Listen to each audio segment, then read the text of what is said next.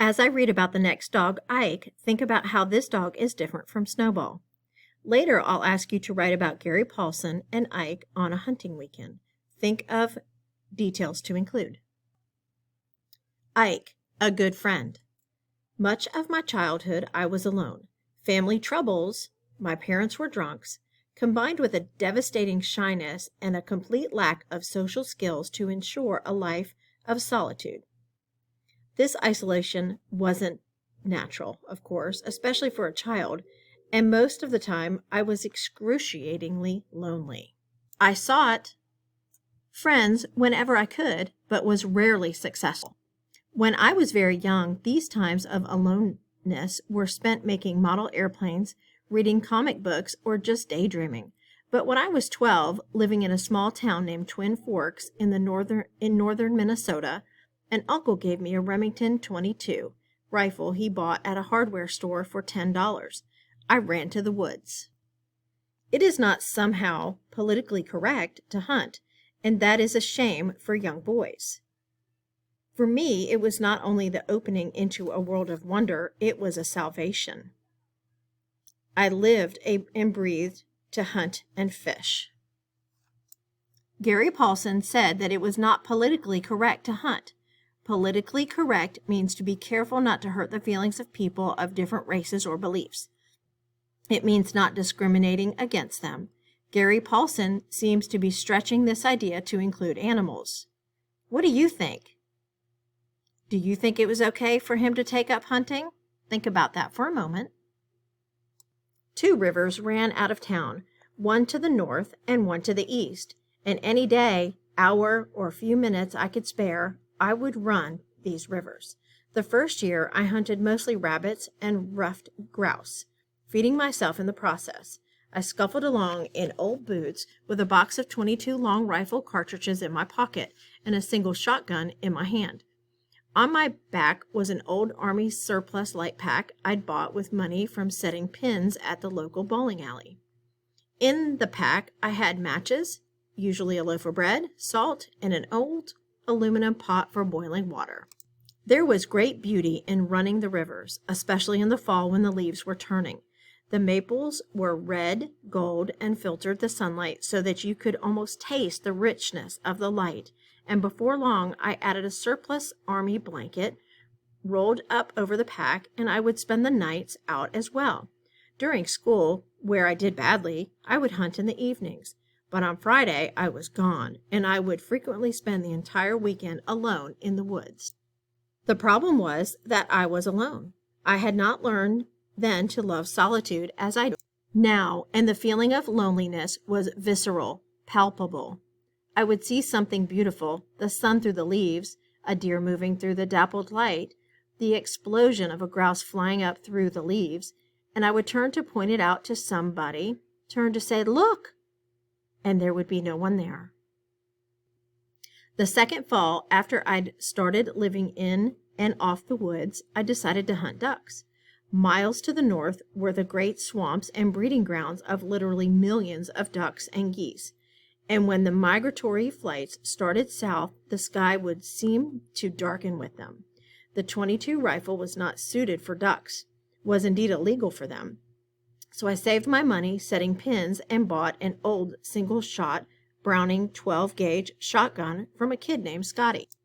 The gun had a long barrel and a full choke, and with number 4 shot seemed to reach out forever. I never became really good with it, but could hit now and then when the ducks were flying at the right angle. Duck hunting soon became my life. I did not have decoys, but I made some blinds 6 miles out of town where there were cattail swamps. I would walk out there in the dark, leaving the house at 3 in the morning, nestle into the blinds, and wait for the morning flights to come in from the north.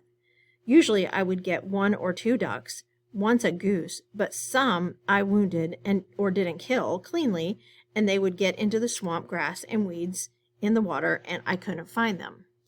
It was about then that I met Ike. Ike was a great barrel-chested black Labrador that became one of the best friends I'd ever had and was in all ways an equal, not a pet, not something to master, but an equal. I had had other dogs, Snowball in the Philippines, then a Cocker Spaniel somebody gave me named Trina. They were sweet and dear and gave love the way only dogs can, with total acceptance. But Ike was the first dog I'd ever known not as a pet, but as a separate entity, a partner. There's no chapter in this book about Trina. Why do you think Gary Paulson decided not to write about her? Pause the video and take a moment and think about that, please. We met strangely enough. It was duck season and I was going hunting. I woke up at 3 and sneaked from the basement where I stayed when my parents were drunk, which was all the time, up in the kitchen. Quietly, I made 2 fried egg sandwiches at the stove. I wrapped them in cellophane. This was well before sandwich bags. Folded them into a paper sack and put them in my pack along with my thermos of hot coffee. Then I got my shotgun from the basement. I dumped a box of shells into the pockets of the old canvas coat I found in a trunk in the back of the coal room. I put on the knee-high rubber boots I'd bought at Army Surplus. I walked from the apartment building 4 blocks to the railroad, crossed the tracks near the roundhouse yard, crossed the 8th Street Bridge, and then dropped down the riverbank and started walking along the water. The river quickly left settled country and headed into woods, and in the dark. There was just the faintest touch of gray on the horizon. It was hard going. The brush pulled at my clothes, and after a mile and a half, the swamps became more prevalent so that I was wading in muck.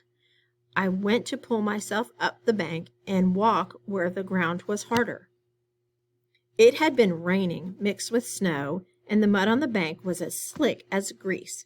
I fell once in the darkness, got to my feet, and scrambled up the bank again, shotgun in one hand and grabbing at roots and shrubs with the other.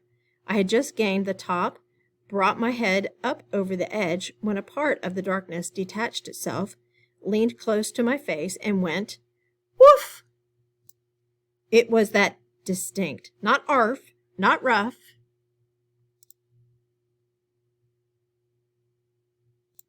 nor a growl, but the very defined sound of woof. I was so startled that I froze, mouth half open. Then I let go of the shrub and fell back down the mud incline. On the way down, the thought hit me, bear. Something big and black. That sound, it had to be a bear. Then the word gun. I had a gun. I landed on my back and aimed up the bank, pulled the hammer back and put my finger on the trigger before I realized the gun wasn't loaded yet.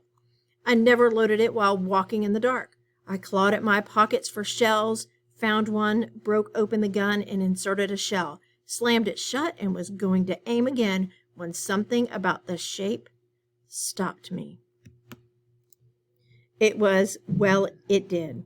I had accidentally jammed the barrel of the shotgun full of mud when I fell. Had I pulled the trigger, the shell would have blown up in my face. There was just enough of the dawn to show a silhouette. Whatever it was remained at the top of the bank. It was sitting there looking down at me and was the wrong shape and size for a bear. It was a big dog, a black dog, but it was a dog and it wasn't attacking. I lowered the gun and wiped the mud out of my eyes, stood and scraped mud off my clothes. I was furious, but not at the dog. I lowered the gun and wiped the mud out of my eyes, stood and scraped mud off my clothes. I was furious, but not at the dog. There were other hunters who worked the river during duck season, and some of them had dogs. I assumed that one of them was nearby and had let his animals run loose, scaring about 10 years off my life. Who owns you? I asked the shape. It didn't move or make any further sounds, and I climbed the bank again, and it moved back a few feet, then sat again. Hello, I called into the woods around me. I have your dog here. There was nobody there. So you're a stray. There were many stray dogs in town, and some of them ran to the woods. It was bad when they did because they often formed packs and did terrible damage. In packs, they were worse than wolves because they did not fear men the way wolves did, and they tore livestock and some people to pieces. But strays were shy and usually starved. This dog stayed near me, and in the gathering light I could see that he was a Labrador and that he was well fed. His coat was thick, and he had fat on his back and sides. "Well," I said, "what do I do with you?" This time his tail thumped twice, and he pointedly looked at the gun, then back at my face, then down the side of the river to the water. "You want to hunt?" There, he knew that word, his tail hammering his sides, and he stood wiggling and moved off along the river ahead of me. I had never hunted with a dog before and did not know for certain what was expected of me. But I started to follow, thinking we might jump up a mallard or teal. Then I remembered my fall and the mud and that the gun was still loaded. I unloaded it and checked the bore and found the end packed with mud. It took me a minute to clean it out and reload it, and before I finished, he'd come back and sat 4 feet away, watching me quietly. It was light enough now for me to see that he had a collar and a tag, so he wasn't a stray. It must be some town dog, I thought, that had followed me. I held out my hand. "Come here." But he remained at a distance, and when it was obvious that I was ready to go, he set off again. It was light enough now to shoot, light enough to see the front bead of the shotgun and a duck against the sky. So I kept the gun ready, and we had not gone 50 yards when 2 mallards exploded out of some thick grass near the banks about 20 yards away and started up and across the river. It was a classic shot. Mallards flying straight up to gain altitude before making off, backlit against a cold, cloudy October sky. I raised the gun, cocked it, aimed just above the right-hand duck to lead his flight, and squeezed the trigger. There was a crash, and the recoil slammed me back. I was small, and the gun was big, and I usually had a bruise after firing it more than once. But my aim was good, and the right-hand duck seemed to break in the air, crumbled, and fell into the water. I had shot ducks over the river before, and the way to get them was to wait until the current brought the body to shore. Sometimes it took most of the morning, waiting for the slow-moving water. This time was different, with the smell of powder still in the air. Almost before the duck finished falling, the dog was off the bank in a great leap, hit the water, swimming, his shoulders pumping as he churned the surface and made a straight line to the dead duck. He took it in his mouth gently, turned and swam back, climbed the bank and put the duck by my right foot, then moved off a couple of feet and sat looking at me. I made sure the duck was dead, then picked it up and tied it to my belt with a string I carried for that purpose. The dog sat and watched me the whole time, waiting. It was fully light now, and I moved to him, petted him. He let me, but it was a reserved way, and pulled his tag to the side so I can read it. "My name is Ike." That's all it said. No address, no owner's name, just one short sentence. "Well, Ike," at this his tail wagged, "I'd like to thank you for bringing me the duck." And that was how it started, how I came to know Ike. Duck season soon consumed me, and I spent every morning walking and hunting the river. On school days, I would go out and come back just in time to get to classes, and on the weekends I stayed out. Every morning Ike was there. I'd come across the bridge, start down the river, and he'd be there, waiting. After a few mornings, he'd let me pet him. I think he did it for me more than him. And by the end of the first week, I was looking forward to seeing him. By the middle of the second week, I felt as if we'd be hunting with each other forever. And he knew hunting. Clearly, somebody had trained him well.